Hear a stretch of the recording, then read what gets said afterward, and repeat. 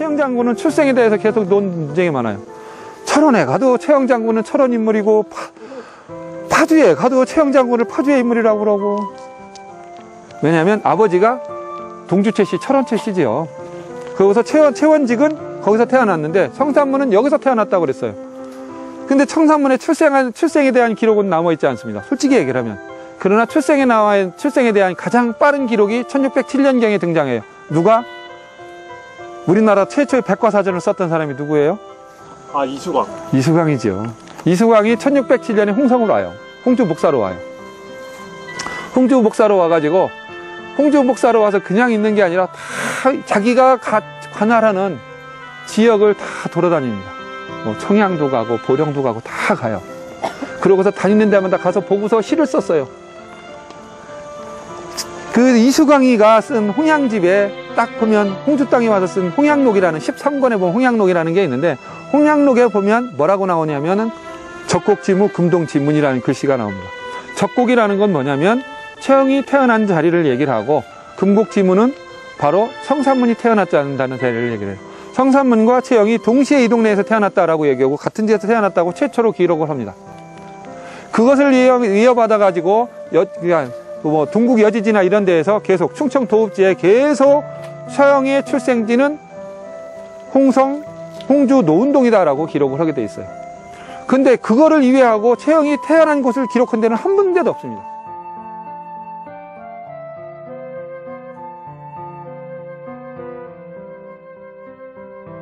최영 장군이 태어났는데 최영 장군이 어찌됐든 뭐 돌아가셨어요. 형장이 이슬로 사라졌고 돌아가셨습니다.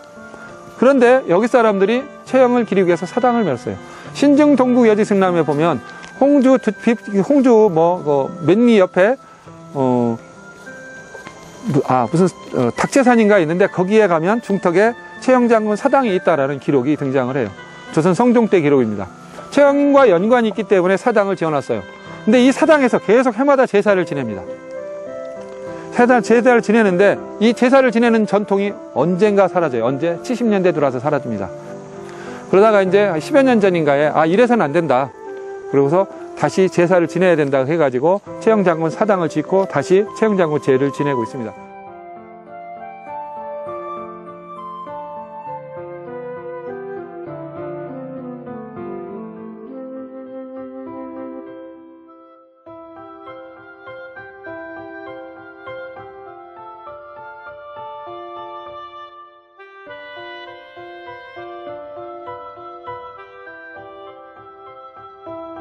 자, 이제 엄찬고택이라고 알려져 있는 집이에요. 문화재 명칭은 엄찬고택이고, 이거는 이제 홍성에서, 국가지정문화재로 지정이 됐어요. 엄찬은 외손이에요, 외손. 외손이기 때문에, 이제 처음에, 아까 얘기했듯이 이제 인왕산에서 신주가 발견됐을 때에 신주를 엄찬한테 외손이니까, 신주를 엄찬한테 줘라라고 해서 엄찬이 그거를 갖고 내려와서 이제 여기가 아니고 여기서도 일부는 있었을 거예요. 여기서 있다가 저쪽에 있다가 이제 신주를 저쪽에다가 이제 저쪽 그 생가자리에다가 갖다가 놨겠죠.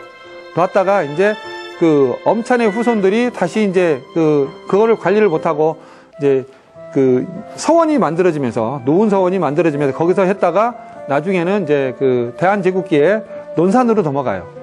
논산 무한박씨들이 관리하라고 해가지고 해서 여기서부터 신주를 그냥 가는 게 아니에요. 요즘처럼 신주를 봉투다 넣어서 가는 것도 아니고 아이스박스에 넣어서 가는 것도 아니고 옛날에는 신주를 옮겨가려면 가마를 만들어요. 요여라는 가마를 만들어서 그 가마를 들고 여기서 논산까지 걸어가요. 말 타고 가든지 하여튼 갔을 거예요. 근데 요여라는 가마가 있어요. 그 가마가 현재 그 충남 역사문화연구원 박물관에 역사박물관에 가면 그 성산문에 신주를 모시고 갔던 요여가 그대로 남아 있습니다. 그리고도 그 신주가 지금은 다시 그 연기의 달전사로 가 있죠. 달전사. 지금은 문절사라고 바뀌었는데 거기로 가서 있었는데 거기서 몇 년 전에 묻어버렸어요. 땅에다가. 그거를 저희들도 찾으러 갔다 보니까 이제 묻었다고 그래요. 최근에 이제 그거를 발굴조사를 하겠는데 어떻게 됐는지 모르겠습니다. 자, 어쨌든 그런 내력을 가지고 있는데 이 집은 생각보다도 상상 이외로 큰 집이에요. 왜 큰 집이라고 알 수 있느냐? 기둥을 보면 알 수 있어요. 기둥이 본래 양반집은 세 치, 네 치를 얘기를 해요. 네 치라는 것은 한 치가 어떻게 1.8cm인가 되죠?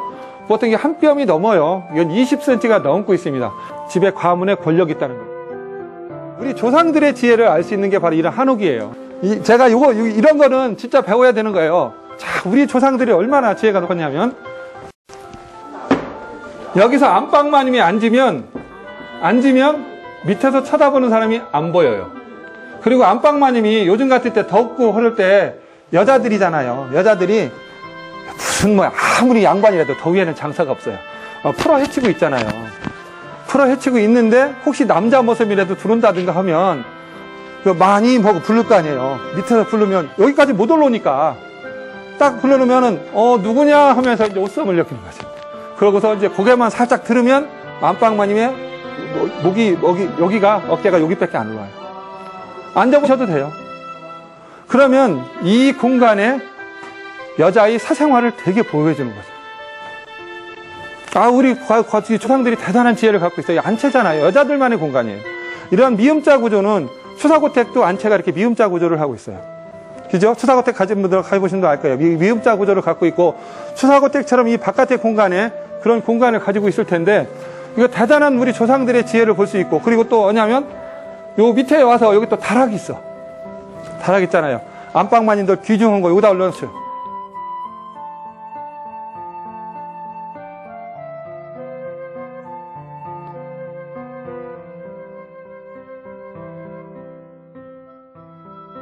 제가 이제 여기 쓴 이유가 있어요. 왜냐면 여기 지금 개들이 놀고 있는 이 공간이 최영 장군이 태어나고 성삼문 선생이 태어나고 박명현이라는 장군이 태어난 집터예요. 명당인데. 네, 여기가. 여기서 그 옛날이에요?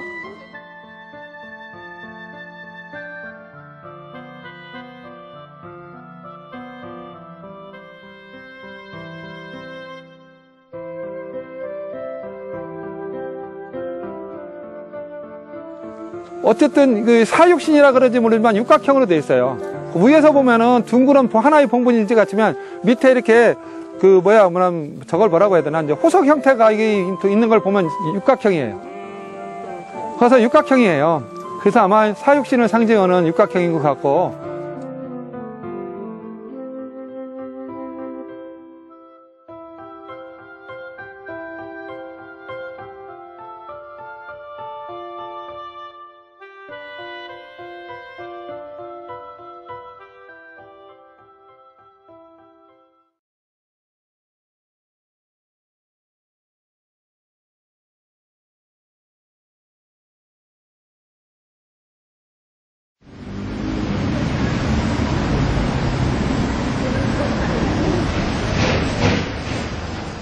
이 강좌는 세 꼭지로 진행이 됩니다. 홍성의 인물에 대한 이야기인데, 첫 번째 주제가 우리가 알고 있는 충신의 대명사로 얘기되는 홍성 출신의 성삼문 선생에 대한 이야기가 첫 번째 주제고요.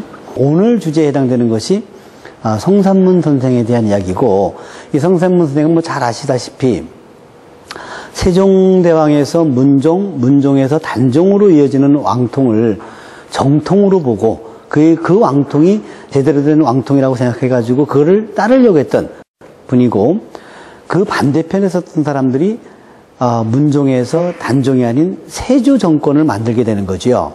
그래서 성삼문 선생에 대한 이야기가 오늘 주제의 내용이고, 이 성삼문 선생의 일대기를 통해서 조선 전기 정치의 흐름을 이해할 뿐만 아니고, 성삼문 선생들이 주도했던 이 단종 복위 운동이라고 하는 사육신 사건을 통해서 조선 초기 정치 지배 세력의 이합 집산이 어떻게 이루어졌는가 하는 얘기를 오늘 이야기하려고 합니다.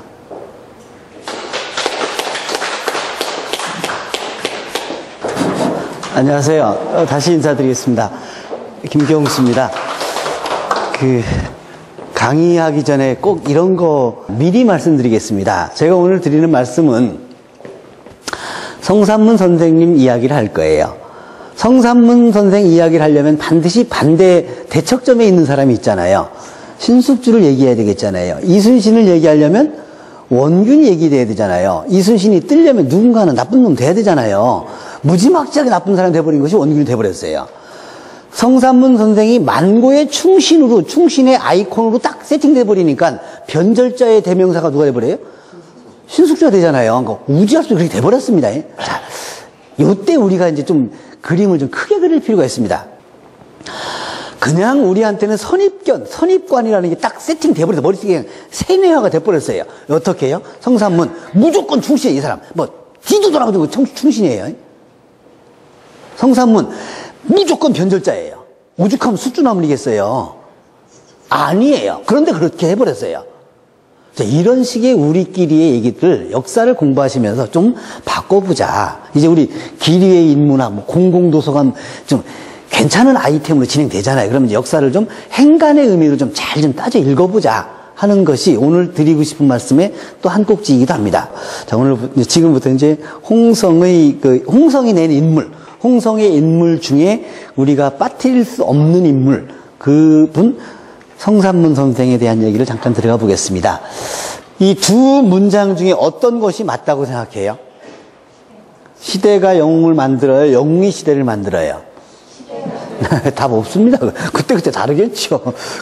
답 없습니다.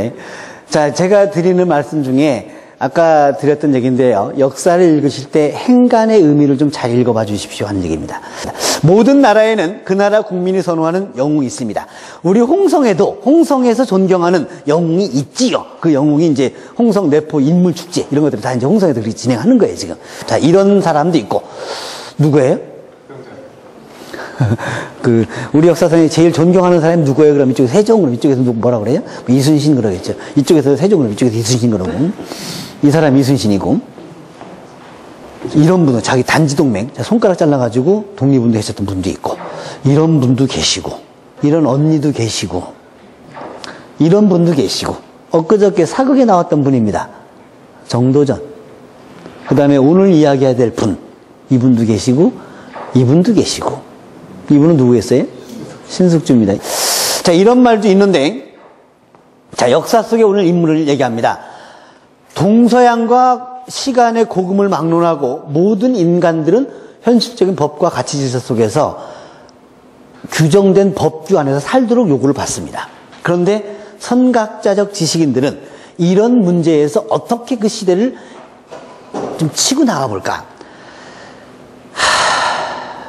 우리가 얘기하려고 하는 성산문 선생께서 만약에 세조가 요구한 대로 당신 나하고 같이 같은 길을 가자 라고 해가지고 신숙주 선생처럼 그 수양대군 세조 정권에 참여를 했다고 한다면 이분이 남겨놓은 업적은 신숙주 선생만큼 많은 업적을 남겼겠지요. 반대를 했습니다. 난 당신하고 못 가겠다. 이때 당시 이분은 시대의 아픔과 고민이 뭔지를 직접 체득하고 그거를 해결해 보려고 했어요. 그 해결하려고 했던 것이 뭐냐면은 단종이라고 하는 임금을 옹립하려고 했던 거지요. 자, 개인의 내면은 무지막지하게 다양한데 이 개인의 문제를 고려한다는 것, 이게 이제 역사에서 어떻게 이해할 것인가 하는 부분이고요. 역사 속의 인물 중에 오늘 성산문 선생을 이해하는 것도 이런 면에서 같은 얘기일 거다. 자, 조선시대 이야기 중에 오늘 요때 이야기할 거예요. 요때. 1392년 7월 달에 조선왕조가 건국됩니다. 이성계에 의해서 만들어지죠. 정도전이라는 드라마 다 보셨지요? 안 보셨을 리가 없을 거예요. 보셨겠지요. 1392년 7월 달에 이성계가 고려를 무너뜨리고 조선왕조를 세웁니다. 그리고 난 뒤에 아들끼리, 왕자들끼리 난리가 나는 거. 그게 이제 왕자의 난이고요. 그 다음에 60년 만에 벌어졌던 또다시 그 왕자들끼리 또 벌어졌던 일이 오늘 이야기하는 개유정난, 단종보기 운동 이런 것들이 얘기고요. 자, 조선 역사는 1392년 7월 달에 만들어진 200년 만에 임진왜란이라는 걸 당해요. 정확하게 200년 만입니다. 이때 지배층들이 잘 못했겠지요. 그랬으면 7년 전쟁을 겪고서 이순신이 나서서 왜군 물리치고 나라를 좀 건사했으면 반성하고 잘못한 거 제대로 정치를 해나갔어야 되는데 44년 만에 또 터져요. 1636년 그 유명한 병자호란입니다. 인조가 청나라 태종 앞에 가가지고 무릎 꿇고 싹 다 비를 잘못했다고. 정말 수치스러운 사건 중에 하나입니다. 우리나라 역사 중에. 그랬으면 반성하고 나라를 또 잘 건사했어야지요. 그런데 240년 만에 일본에 의해서 강제로 문이 열려요. 그 유명한 강화도조약입니다. 병자수호조약. 열강들이 물밀듯이 들어와가지고 한국의 일권 다 뺏어가버립니다. 이때도 정신 차리고 잘했으면 이런 꼴 안 당하죠. 34년 만에 1910년 8월 29일 나라를 뺏겨버립니다. 일제에 나라 뺏기고 해방되는 게 언제냐면 1945년 8월 15일 14일 모질라는 꽉 채운 35년간 식민지배를 받아요. 자, 그 이후 지금 여기 와 있어요. 그러면 지금도 우리가 이런 난국이라고 한다면 이런 역사 속의 일들을 생각하면서 반성하고 다시는 이런 꼴을 당하지 않도록 대한민국 호를 잘 이끌어 가야 되는데 여지없이 계속 일들은 벌어지고 있어요. 그러니까 어쩌면 2014년에 뜬금없이 다시 이순신인지도 몰라요. 그렇잖아요. 그분은 가족 버리고 개인의 영달 다 버려버리고 오직 하나 위기에 처한 나라를 구하겠다. 그런 아이콘이 그냥 명량이라는 영화를 만들어지고 다 함몰돼가지고 맞아 저런 지도자가 필요한겨 그러잖아요 지금.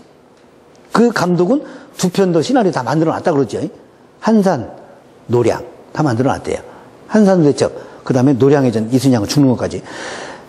이건 우리 지금 현재 지도자들이 반성해야 되는 거죠. 역사를 공부하는 이유가 뭐냐? 여기에 있는 거죠. 역사를 공부하는 이유. 잘못된 거 반성하고 잘못된 거 다시 하지 말아야 되는 게 역사인데 계속 반복되더란 얘기예요. 자, 그런 얘기들. 자, 조선 건국됐습니다. 건국 통치 이데올로기는 말할 것도 없이 성리학이에요. 이거 뒤에서 다시 한번 반복하겠습니다. 성리학의 실천 윤리는 충효열입니다. 나라의 충, 국가의 충, 부모의 효, 그 다음에 여성이 정조를 강조하는 것, 충효열 그래요. 그때 국가에 대한 충과 부모에 대한 효를 아예 공부로 배운 사람들이 누구냐면은 성리학자들. 그들이 누구냐면은 과거 시험을 통해서 중앙정치에 등장했던 관료들이에요. 그러면 성삼문 신숙주를 비롯한 당시 관료들은 다 성리학을 공부하고 충과 효와 열이라고 하는 것을 몸에 배고 그거를 실천하는 사람들이었던 거지요.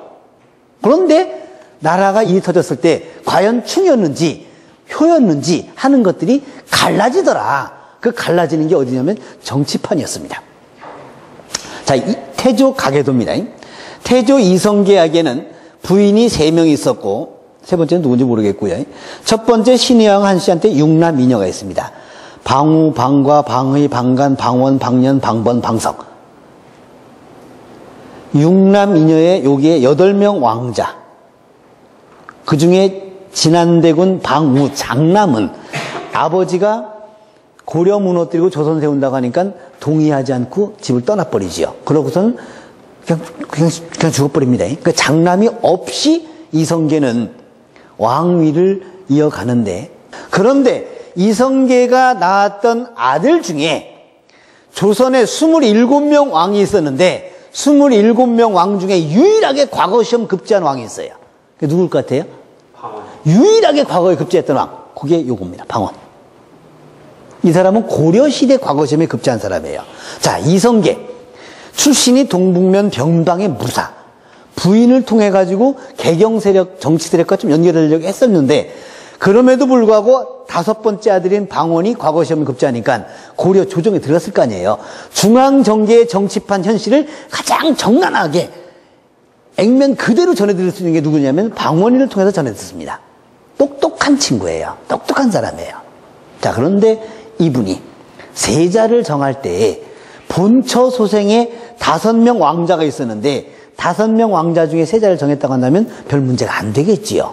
그런데 신덕왕후 강씨가 낳은 자식 중에 방번, 방석 중에 제일 막내 방석을 세자로 정해요. 이게 그 유명한 1차 왕자의 난입니다. 못 참아요. 못 참고 방원이 이복 동생 방번, 방석 죽여버리고 자기 위의 형 중에 제일 이제 그 지난 방우 빼고 방과를 정종으로 세우고 왕으로 세우고 아버지를 상왕으로 몰아내버리지요. 이성계 아주 괘씸하게 이를 데 없습니다. 그러고 난 뒤에 개경을 떠나버리고 1년 뒤에 형한테 그만이야 내가 할게 하고도 자기가 왕이에요. 태종입니다. 불인 12명에 12남 17년 29명 자식을 둬요. 근데 이 원경왕후 민씨하고 4남 4녀를 둡니다. 양령, 효령, 충령, 성령. 근데 이 성령이 일찍 죽어요. 요 성령이라는 사람이 일찍 죽으니까 굉장히 애달퍼해요. 그래서 그 이름을 그대로 또 줘요. 여기다 성령. 선빈 김씨 또 성령이라고 줍니다. 자, 문제는 태종이라는 임금이 이제 왕위에 올라가서 왕권 강화 정책을 전개해 나갑니다. 완벽하게 왕권 강화를 해요. 아버지 태종 이성계 때만 하더라도 정도전이라는 세력이 워낙 컸어요. 정종 1년 만에 왕위를 내려왔기 때문에 뭐 할 겨를이 없었습니다. 자신이 왕위에 올라갔습니다. 이 씨의 나라에 어떻게 정씨가 마음대로 하냐. 이게 이제 그 정도전에 대한 반발이고요. 근데 참 독특한 사람은 태종 이방원, 태종은 우리가 이제 그 역사전을 그날 할 때 이제 그 우리끼리 정했던 그 단어가 뭐였냐면 정몽주하고 정도전을 정의를 내릴 때 뭐라고 했냐면 최후의 고려인 정몽주, 최초의 조선인 정도전 그랬어요. 최후의 고려인 정몽주를 누가 죽이냐면 방언이 죽여요. 최초의 조선인 정도전을 누가 죽이냐면 방언이 죽여요. 왕권 강화에 이씨 조선의 나라에 조선 왕조의 체제를 구축하는데 걸림돌이 되는 세력은 그가 아버지하고 어떤 관계였든지 관계없이 다 처결했던 사람이 태종입니다. 태종한테 양녕은 참으로 그 계력이 어떻게 할 수 없는 존재. 그런데 신하들 입장에서는 한 번 정한 세자, 장자를 상속하는 세자를 정한 것 아니되옵니다 했지만 태종 입장에서는 아니면 아닌 거지요. 결국 양녕을 폐세자하고 충녕이라고 하는 셋째 아들을 왕위의 세자로 정해버립니다. 세자로. 그러니까 성격이 좀 달라요. 기록에 의한 양녕은 상당히 기행을 많이 했던 사람, 기이한 행동을 많이 했던 사람. 기록에 의한 세종, 충녕은 늘 책만 읽었던 사람. 양력으로 5월 15일이 우리가 무슨 날이에요? 여기 이제 세종 생일입니다. 세종 생일날. 세종 생일. 도라는 이름을 쓰고 세종, 장헌, 영문, 예무, 인성, 명효, 대왕이라고 하는 왕의 호칭이 있는데 이 중에 제일 앞에 두 글자, 요게 종묘에 들어가는 호칭이에요. 종묘. 서울에 가면 종묘 있잖아요. 종묘에 들어가는 호칭, 요걸 세종 이렇게. 우리가 통상 왕을 부를 때 묘호만 부르는데 그때 종묘에 들어가는 호칭만, 나머지 뒤는 쭉 이제 돌아가고 난 뒤에 붙여지는 이제 칭송의 말들이지요. 조자 붙는 임금이 있고 종자 붙는 임금이 있고 군자 붙는 임금이 있지요. 잘 아시는 연산군, 광해군. 이 양반들은 쫓겨난 임금이에요. 조자 붙는 사람은 어떻게 붙이냐면 공을 많이 세우면 조자를 붙이고 덕을 많이 세우면 종자를 붙여요.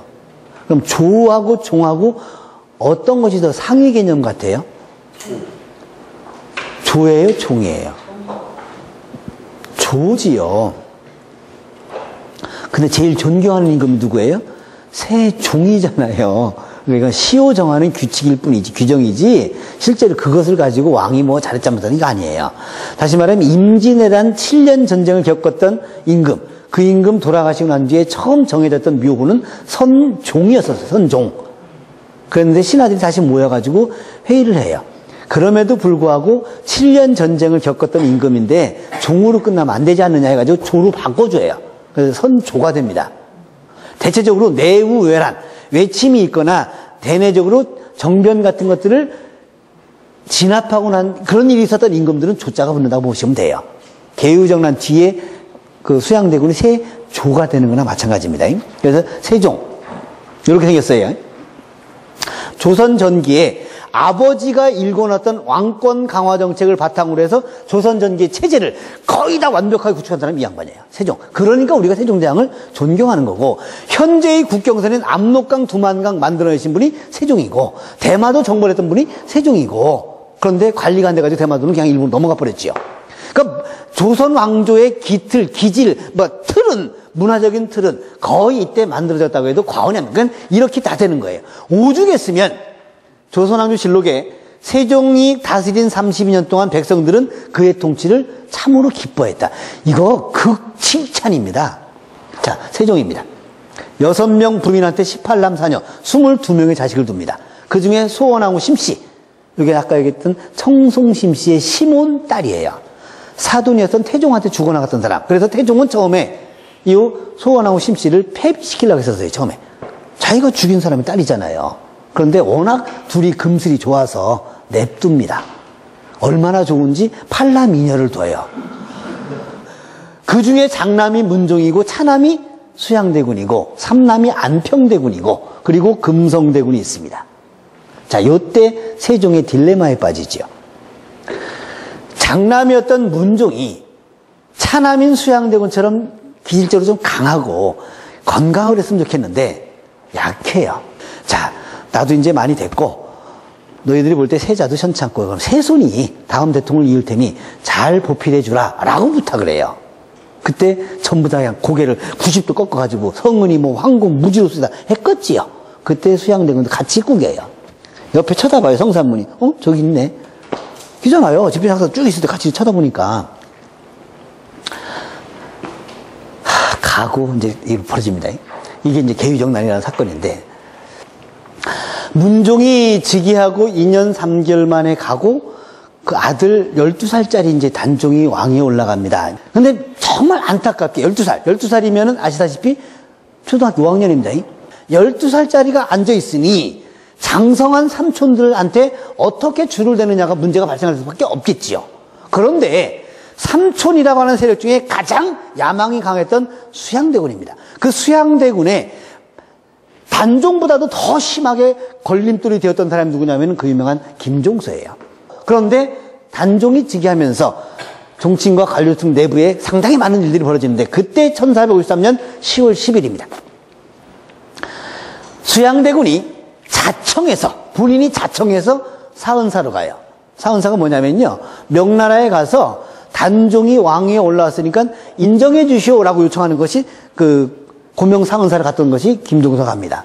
누구예요? 수양대군이 갑니다. 가는데 수양대군의 책사들 그 중에 권람 한 명에 이런 사람들이 반대를 해요. 대군께서 지금 사은사로 가시면 지금 어린 단종이 올라와가지고 정치가 어떻게 흘러갈지 모르고 김종서라고 하는 좌의정 대감이 어떻게 할지 모르는데 가시면 안 됩니다. 라고 할 때 수양대군이 간다고 그래요. 걱정하지 마라. 갔다 올게. 대신 인질로 누굴 잡고 가냐면 김종서, 황보인 아들들을 데리고 가요. 결국 아무 일 없이 돌아오고 난 뒤에 김종서를 먼저 치지 않으면 자신이 왕에 올라갈 수 없다라고 판단하니 결국 김종서를 치지요. 그러고서는 단종의 명이라고 하고서 관료들을 불러요. 궁궐로. 부르고서 칠삭동이 한명회가 갖고 있는 장부에 이렇게 하면 살리고 이렇게 하면 죽이는 일이 벌어집니다. 그 유명한 살생부입니다. 그리고 동생 안평대군도 강화도를 귀양군에서 죽여버려요. 이게 참 그 생각하기도 어려운 일들을 그 일을 수양대군은 해내는 거지요. 그때 수양대군은 김종서, 황보인 죽이고 안평대군까지 죽이고 공신들을 중심으로 해가지고 훈구파를 형성하는데 이게 이제 공신 책봉을 받았다고 해서 훈구라고 그래요. 여기에 이제 훈구에 반대되는 세력들을 우리가 사림이라고 하는 표현을 하는데 그 뒤에 나오는 조선 전기의 정치 세력이 재편될 때 나오는 얘기입니다. 그 다음에 집현전 학사들 중에 일부를 계유정난 당시 공신으로 책봉을 하는데 쿠데타를 합리화시키려고 하는 세조 측의 의도일 수밖에 없는 일들을 이제 벌여나갑니다. 그때 계유정난은 성격을 규명할 때 세조가 왕위를 찬탈하는 시작점이고 그랬다면입니다. 다시 말씀드리면 완벽한 친위 쿠데타예요. 그때 수양대군에게 찾아오는 아주 기발한 인물이 하나 있었으니 그 인물이 칠삭동인 한명회입니다. 실록에 의하면 세조가 얘기할 때 나의 장자방, 나의 위징이라고 그래요. 나의 장자방은 한명회고 나의 위징은 신숙주입니다. 그래서 세조가 아주 신뢰했던 두 사람 중에 그때 이제 그 친위 쿠데타를 일으켰던 사람 중에 한명회라는 사람이 그때 만나게 되고 그때 당시에 성산문은 계유정난에 직접 가담하지 않았던 건 당연하지요. 이때 낄 이유도 없고 집현전이라고 하는 집현전 내에 정사품 관직을 수행하고 있습니다.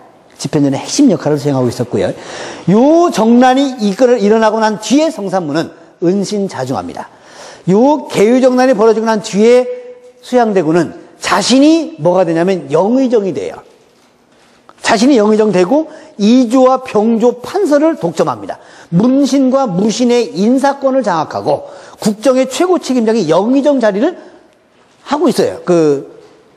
수양대군이. 그런데 아직 왕이 누구냐면은 단종이잖아요. 그러니까 성산문 선생은 이때까지만 하더라도 세력을 규합하지 못했고 아직 불리한 방향이 아니고 우지됐든지 간에 그때까지 왕은 단종이고 저 사람 심증은 분명히 왕 될 것 같은데 왕 뺏을 것 같은데 물증이 없잖아요. 그런데 했다가는 명분이 없잖아요. 그러니까 그때까지만 해도 성산문을 비롯한 사람들은 집현전학사를 은신자중합니다. 1418년, 태종 18년입니다. 태종이 세종한테 왕위를 물려주는 해에 태어나셔요. 1456년이 뭐냐면 단종복위운동이 일어났던 해입니다. 세조 2년. 요때 돌아가셔요. 수양대군이 부르게 했지요. 나랑 같이 가자. 같은 길 가자. 조금만 내 양심 굽혀주면은 부귀영화가 기다리잖아요. 고관 대작 자리가 다 기다리고 있잖아요. 신숙주로 했잖아요. 그럼 나도 잠깐만 굽혀주면 되는데 너 반대편에서다가 죽어나가요. 그것도 38살에 창녕성씨에 근보라고 하는 자를 쓰고 매주컨 호를 씁니다. 우리가 지조의 상징 그러면 이게 대나무 죽자를 얘기하는데 성삼문 선생님 얘기하고요. 아버지 성승의 어머니 무한박씨 박천 딸입니다. 홍성 외가에서 태어날 때 하늘에서 나왔느냐 3번 물어봤다 그러죠. 진짜 그랬을까요? 자, 이렇게 인보로 시작해가지고 요 5대 여완 때 와가지고 성린, 서경, 석연 이렇게 세 아들이 있습니다. 그 중에 서경 라인에 산문이 있고 석연 계열, 이쪽 계열은 단종복위운동의 연루가 안 돼요. 같은 집안입니다. 삼형제 중에 차남 라인이 여기에 걸려서 멸문이 되고 삼남 라인은 살아남아요. 쉽게 표현하면 한쪽은 수양대, 한쪽은 단종이에요. 단종 쫓았던 사람들은 다 죽어나가. 이쪽 싹 죽어나가잖아요. 이쪽 살아남습니다. 여완 때에 이제 이루어지고 세 아들 과거에 급제하고 정치적 비중이 상당히 높아집니다. 세조 때까지 문과 급제자를 잔뜩 내요. 자, 그런데 서경계는 아까 말씀드린 서경계는 단종 복위운동에 연루되면서 멸문의 화를 입고 석연계는 살아남습니다. 집안이 자기네 스스로 창녕성 씨는 거족 명문 집안이라고 자칭을 합니다. 국혼 왕실과 결혼하는 거예요. 자, 조선 사회에서 집안을 명문으로 만드는 조건 3가지가 있어요. 첫째, 과거에 급제하는 겁니다. 두 번째, 명문 집안끼리 결혼입니다. 집안이 좋은 사람들이 결혼하는 것. 그러면 시너지가 확 튀겠지요. 세 번째가 뭐냐면 국혼입니다. 왕자나 공주를 사위나 며느리 삼는 거예요. 그럼 뭐가 돼요? 왕하고 사돈 관계잖아요. 더 좋은 방법이 뭐냐면 내 딸이 왕비 되는 거예요. 그러면 나는 왕의 장인 되는 거죠. 그게 그 집안 격을 올릴 수 있는 아주 중요한 그 국혼. 창녕성 씨도 그렇습니다. 국혼이 있고. 노량진에 가면 사육신 사건이 일어나고 난 뒤에 이렇게 돼 있다고 그러죠. 다음 주에 가실 겁니다. 노은동에 가시면 이런 모습들 보실 거예요.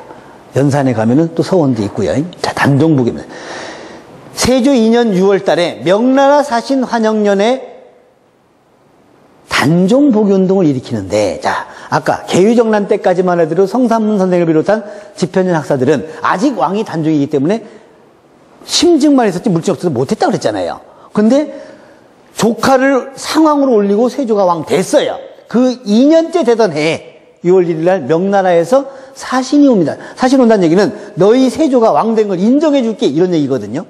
그 자리에 아주 기가 막힌 기회가 오는데 성삼문 아버지 성승 그 다음에 유흥부라고 하는 두 사람이 벼룬검 직위를 맡게 돼요. 이게 뭐냐면 여러분 혹시 그 국빈 방문하게 되면 우리나라 공항에 딱 외국 뭐 국가 원수들 들어오면은 전통 그 복장 입고 쫙 서 있는 사람들 취약들도 있고 뭐 그렇잖아요. 그때 세조 명나라 사신 있는 자리 뒤에 칼 들고 서 있는 게 이게 벼룬검 자리거든요. 요 자리거든요. 그걸 성삼문 아버지하고 유흥부라고 하는 사육신 중에 한 사람 유흥부가 맡게 돼요. 그래서 사육신 중간중간에 앉아 있고 신호를 보내면 성승과 유흥부가 세조를 치고 그리고 앉아있던 사육신들이 옆에 있는 사람들 죽여버리고 다시 상황했던 단종을 왕위로 올리겠다. 이게 단종복위운동이거든요. 요날 날짜를 잡았어요.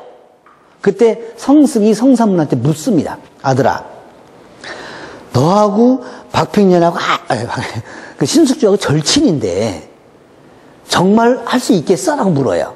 성삼문한테. 하겠습니다 아버지 그래요. 그럼 나도 하마 해가지고 이루어지는 게 요 날입니다. 그런데 정말 이 친구 순전히 감으로 느낌으로 아무 정보도 없었어요. 느낌이 이상해서 야 오늘 벼룬검 쳐 그래요. 치우라고 그래요. 그랬더니 이제 성승과 유흥, 나머지 이게 외교적인 엄청난 결례니까 그러면 안 된다. 반드시 해야 된다. 라고 하는데 한 명이 뭐라고 하냐면 주상의 명이야 그래요. 뻥쳐버립니다. 주상으로는 어떻게 하니? 일단 철수가 됩니다. 철수가 되니까 성산문이 그럼 오늘은 아닌가 보다. 오늘은 단종보기 운동을 하는 날이 아닌가 보다. 다음으로 미루자 그래요. 유흥부라고 하는 그 벼른검 장군 무신입니다. 그분이 뭐라고 하냐면 말 나왔으면 해야 된다. 오늘 하자 그래요. 오늘 안 하면 먼 일 이게 누설되니까 그냥 하자라고 그래요. 근데 성산문 아니다. 이게 벼른검이 치워지게 되면 세자가 저쪽에 이 자리에 없고 따로 군사 몰고 오면 안 되니까 오늘은 아닌가 미룹시다 해가지고 미뤄지는데 그날 그 자리에 같이 하기로 약속했던 김질 조금 질 떨어져요. 요 양반의 장인이 정창순입니다. 김질이 성산문하고 같이 모의를 참여해요. 그리고 성산문을 비롯한 사육신들이 뭐라고 하냐면 이 일이 성공이 되면 당신 장인 정창순은 영의정한다 이렇게 얘기를 해요. 당신 장인은 영의적이고 이렇게 이제 여기까지 다 약속을 받고 이제 하려고 했는데 일이 그르쳐지고 미뤄졌잖아요. 근데 김질이 무서워요 이제. 무서워가지고 걱정하다가 장인한테 찾아가요. 근데 그 직전에 어떤 일이 있었냐면 이제 환영년이 끝났잖아요. 세조가 불같이 화를 냅니다. 야 지금 이거 외교의 결례를 법자 누가 벼르는검 치우라 그랬어? 그래. 얘가 그랬는데요.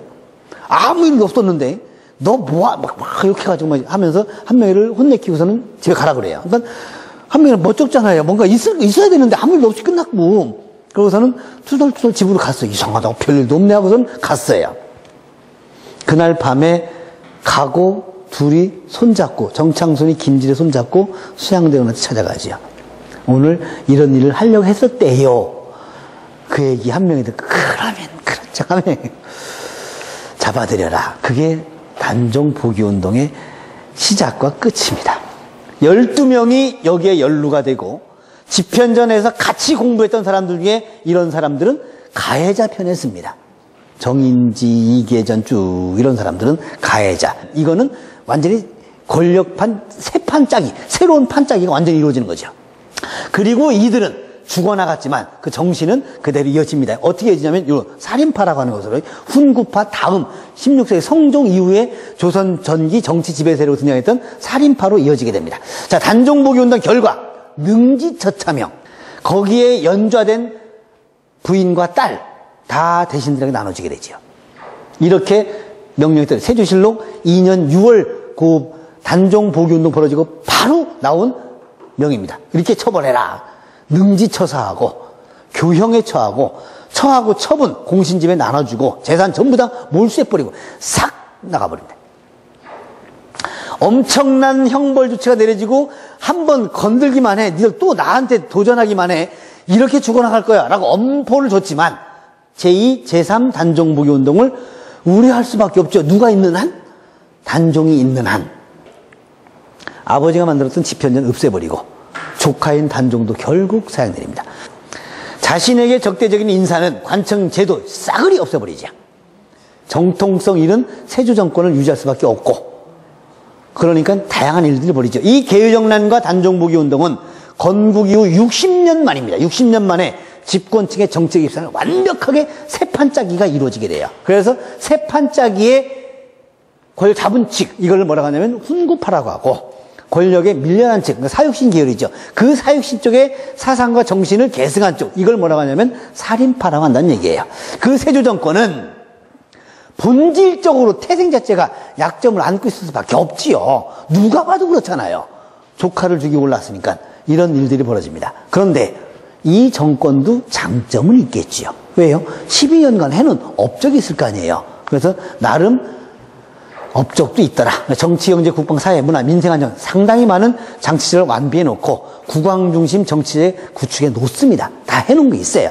그런데 쿠데타로 정권 잡은 사람들은 자신의 쿠데타 정권을 합리화시키기 위한 여러 가지 장치들 만들잖아요.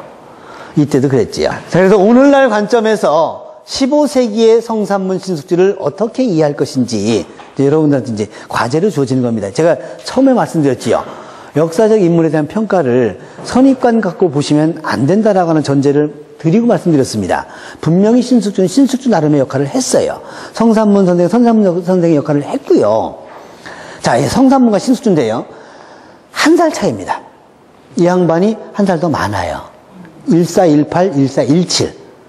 1438년도에 사마시 생원과 진사 양 두 개 시험 동시에 패스해요. 천재입니다. 1년 뒤에 문과에 급제해요.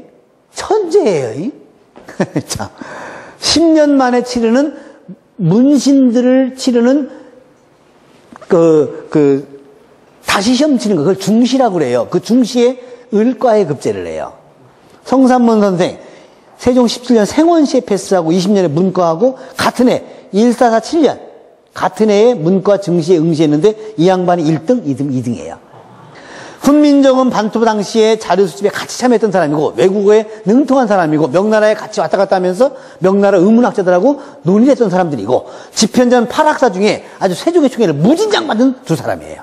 정난 2등 공신, 정난 3등 공신, 아까 얘기했던 계유정난 때입니다. 그때까지만 해도 두 사람은 계유정난을 직접 가담을 하지 않았지만 왜 2등, 3등에 책봉하냐면 집현전 학사들을 책봉해줘야 자신의 계유정난에 합리화를 도모할 수 있기 때문에 책봉하는 거예요.